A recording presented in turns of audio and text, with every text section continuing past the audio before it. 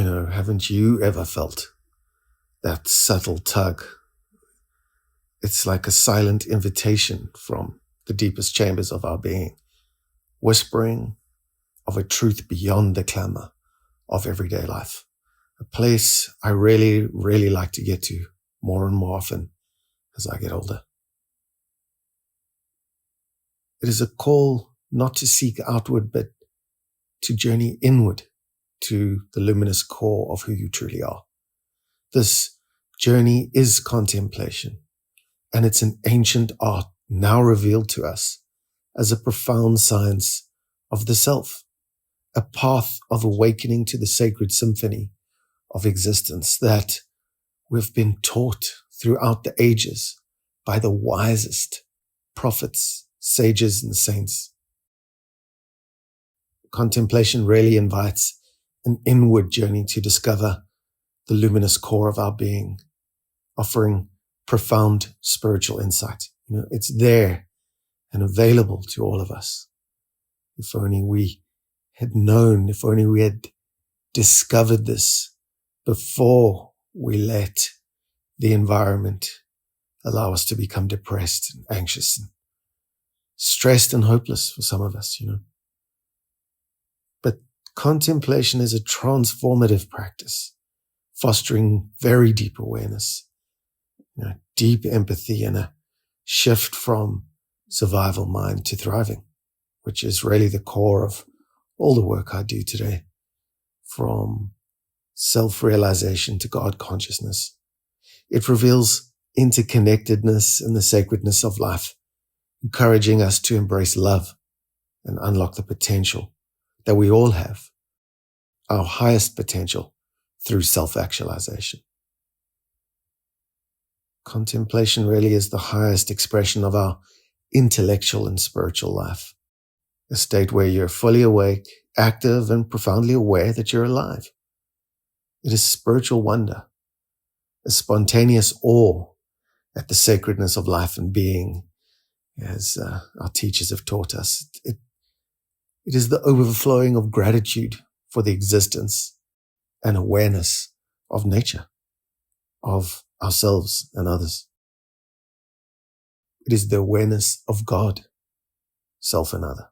So within this sacred space of this kind of realization, you really touch a vivid realization that life and being in us is processed from an invisible, transcendent, and infinitely abundant source.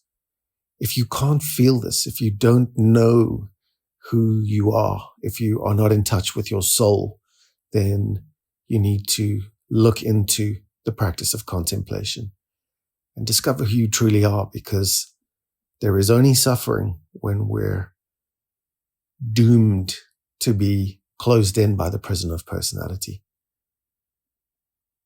So this awareness of the source that is available to all of us is, however, known obscurely, inexplicably, filled with mystery. We can't see it, yet with a definite certitude that transcends both reason and simple faith.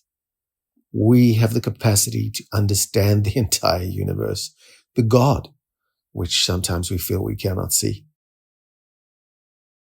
Contemplation is a unique kind of spiritual vision where one sees without seeing and knows without knowing. And you need to be in a certain position in your life to really start to grasp these concepts. Delving into a depth of faith too profound for images, words, or clear concepts is not something we can really do in the first half of life.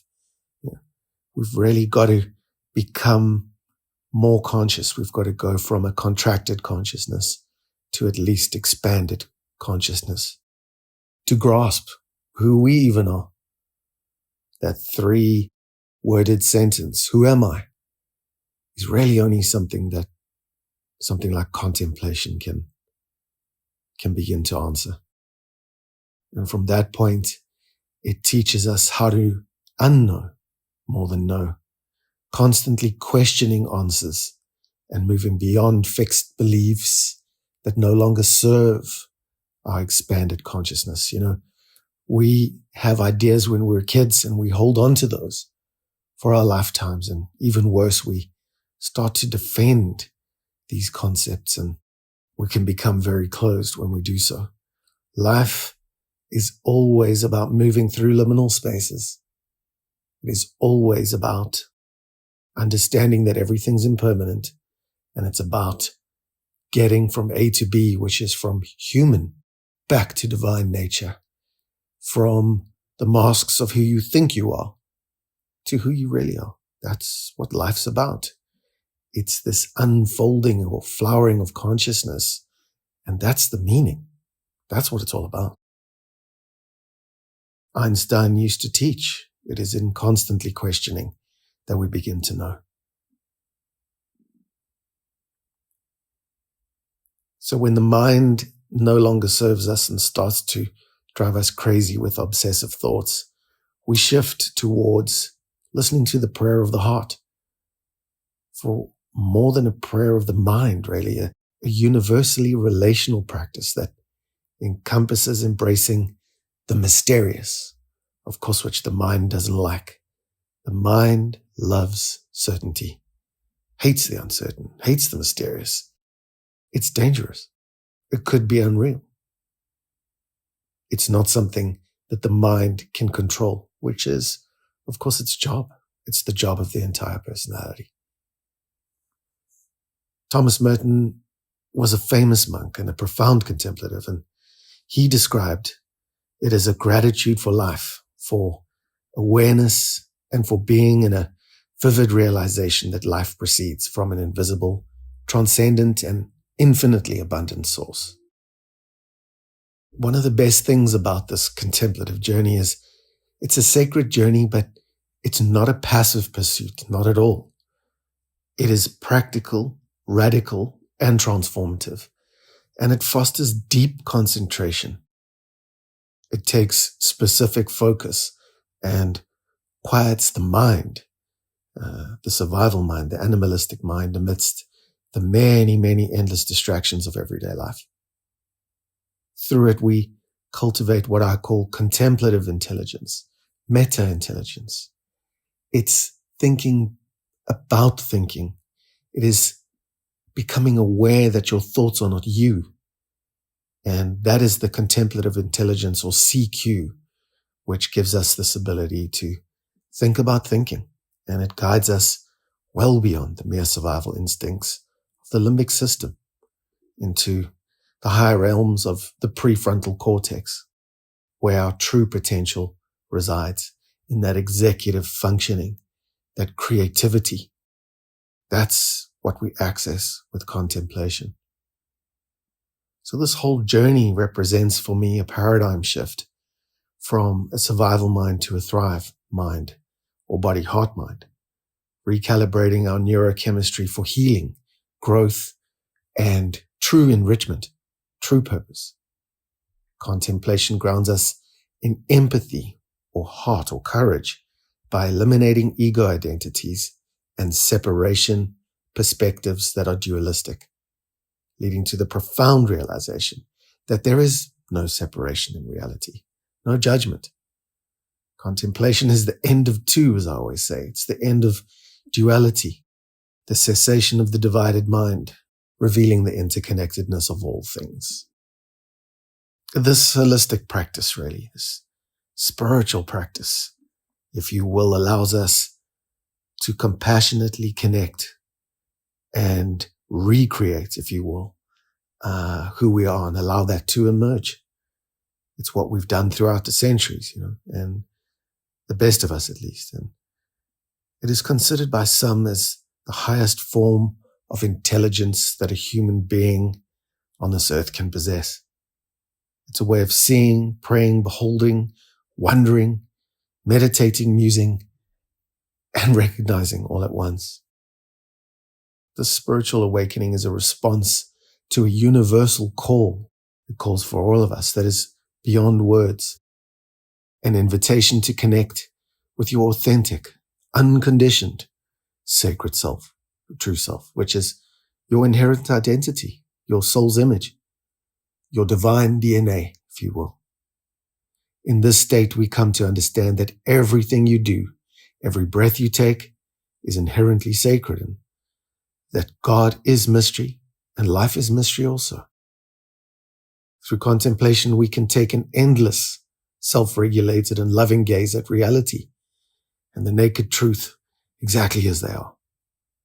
It's the truth that it's going to set us free. And we can take this journey unhindered by personality or ego defense mechanisms when we're aware. So it is in recognizing the divine spark within, moving from fear to love consciousness, where love is the most powerful force in the universe. We learn to embody humility, compassion, and open-mindedness rather than suffering and sickness, realizing that love is not merely a feeling, but it's an action, it's a verb.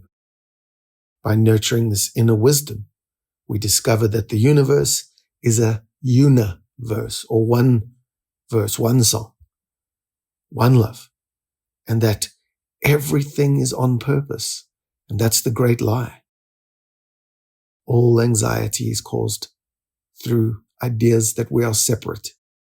All anxiety is separation anxiety, and this is something I teach people when I help them overcome it.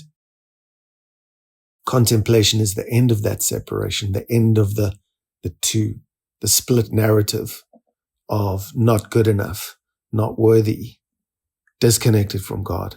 It's all nonsense, it's all rubbish. And even better, it's all finished. We just have to become conscious that it is so. So this is the promise of self-actualization and God realization that we study and pursue today at depth, where you not only transcend the self, but also create a new, powerful, sacred self, the divine self that is eternal. Everything that is not real will fall away, including all those parts of you that are not real.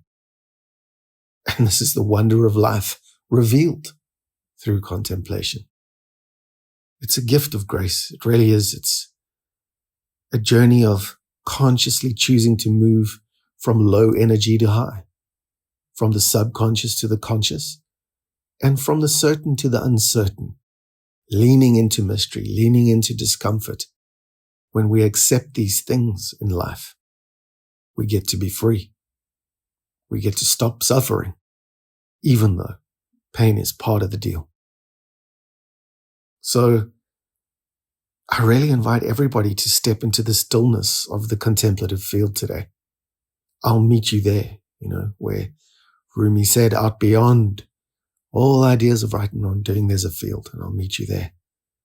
That to me is the contemplative field.